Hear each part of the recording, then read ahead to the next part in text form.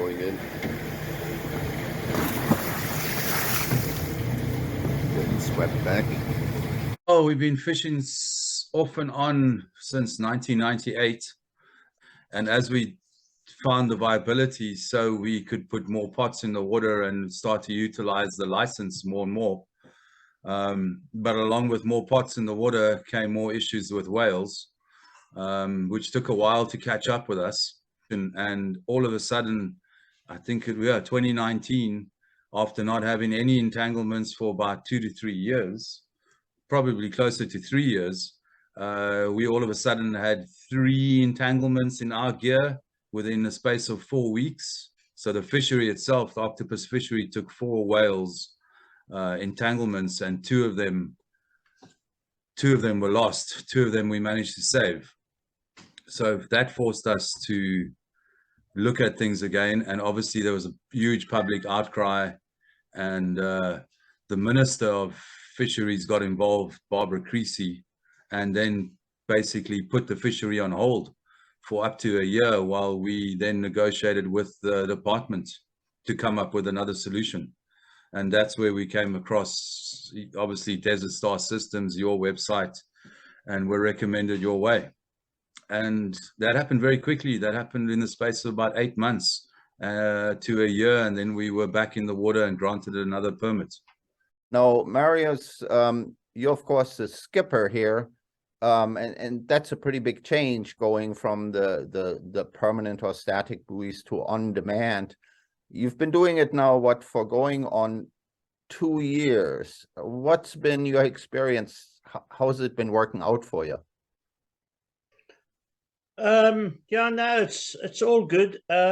Obviously the static buoys is, like Gary said, became a problem with the whales, so we had to find another way.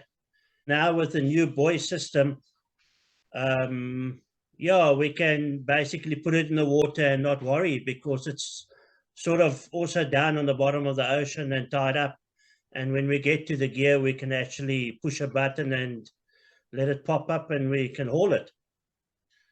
So yeah, it's not, and it's also, you know, in one sense there's a little more piece of security, because you always had buoys drifting on the water, so if other vessels were running in the dark or something, if they hit it, it was a problem. Now nothing can be touched or hit because it's under the surface. If the department now said, oh, don't do you don't have to do ropeless anymore, you know, you can go back to the old method, would you do that? Would you prefer it, or is it maybe you see some advantages in ropeless? What's your thinking on that? That's a very tricky question. In one sense, I would go back to the buoys on top of the surface. I could go back to that quite easily, because when you get to it, it's always there, and it's easily, yeah, it's easily to pick up straight away, and you can start hauling gear. Where, but yeah, there's many pros and cons, put it that way.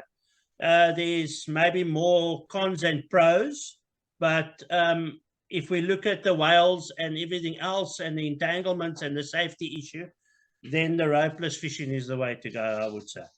Gary, how about from your perspective, running the business, making the numbers that you need to make in a business? How has ropeless affected you, and what's your perspective on the future of it? Well, it's like life. It's a process and not an event. So if you're expecting it to be an event, you're in for a nasty surprise. If you accept it being a process and develop it conjunctly with the fisheries and obviously the manufacturer of whatever system you're using, then it's more than the better option. If you'd asked me, we were very nervous, obviously, to switch over, as all fishermen are, or would be, because it goes against every grain in your body to throw your line and your gear into the water, and the only thing you got is a GPS and a little red button that you hope to God it's going to work. But we got over that quickly, and in a perfect world, it's a far better system, because we're fishing in a very, very ecologically sensitive area, False Bay in Cape Town. and there's lots of highly active communities that live along the shoreline there. So there is no going back. Our problem with other vessels and more permit conditions and basically more ecologically eyes watching all systems, there's no ways you can go back to having a static buoy system. Simple as that.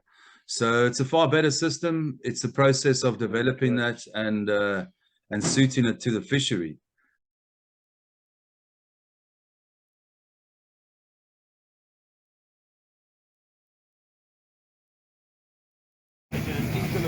Okay, stop right there by you.